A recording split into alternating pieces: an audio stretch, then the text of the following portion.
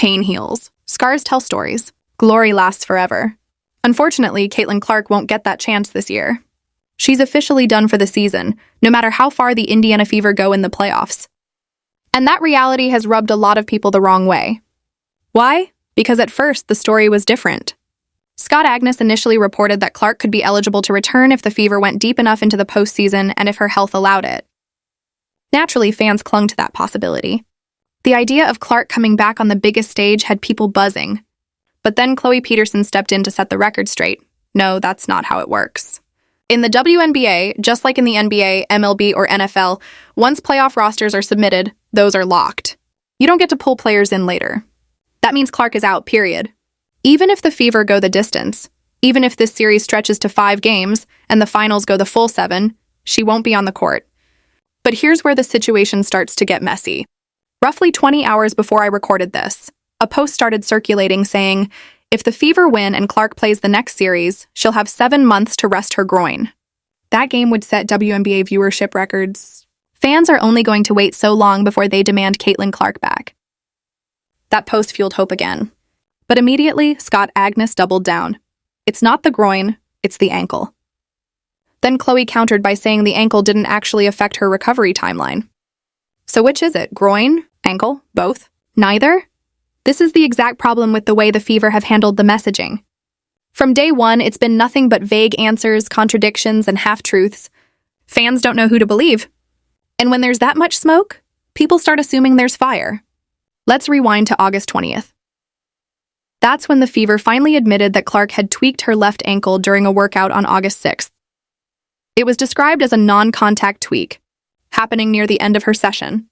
On paper, that sounds minor. But the longer she sits, the bigger the red flags get. Here's my issue. If it really was just a tweak, there's no way it should have her sidelined this long. Anybody who's played sports, basketball, soccer, football, whatever, knows the difference between tweaking, rolling, or spraining an ankle. A tweak? That's usually a short-term issue. Painful? Yes. Annoying? Absolutely. But long-term, it's typically a matter of pain tolerance. Lots of athletes play through it. A sprain? That's more serious. A high ankle sprain? Now that's the kind of injury that can legitimately keep someone out for weeks, even months. In fact, a bad high ankle sprain can sometimes take longer to heal than a clean fracture. But here's the problem. The team hasn't called it a sprain. They haven't given any real details. Just tweak. And a tweak on August 6th doesn't explain her still being out on September 19th. It just doesn't. Something doesn't add up.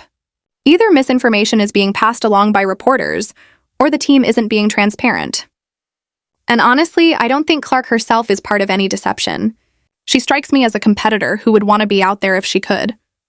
This feels more like a medical staff or organizational decision, maybe erring on extreme caution, maybe protecting a long-term investment, maybe hiding something bigger.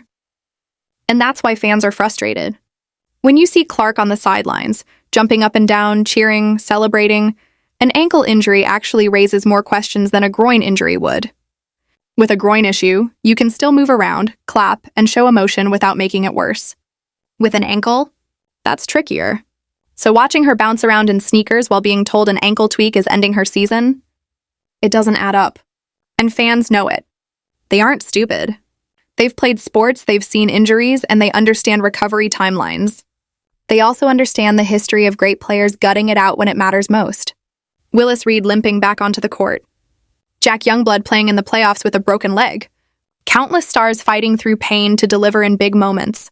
Nobody is saying Clark should risk her career. But they are saying the explanations don't make sense. At the end of the day, all we really know is this. Caitlin Clark is done for 2025. No miracle comeback. No finals appearance. No Hollywood ending. And until the Fever give a clear, consistent, and honest explanation, people are going to keep speculating. So what do you think? Is the team hiding something? Are the medical staff being overly cautious? Or is this just bad communication blowing up into a bigger story than it should be? Drop your thoughts below, smash that like button, and subscribe if you want more updates. This situation is only getting more interesting, and trust me, we'll be following it every step of the way. And remember, go have the day you deserve. Remember, go have the day you deserve.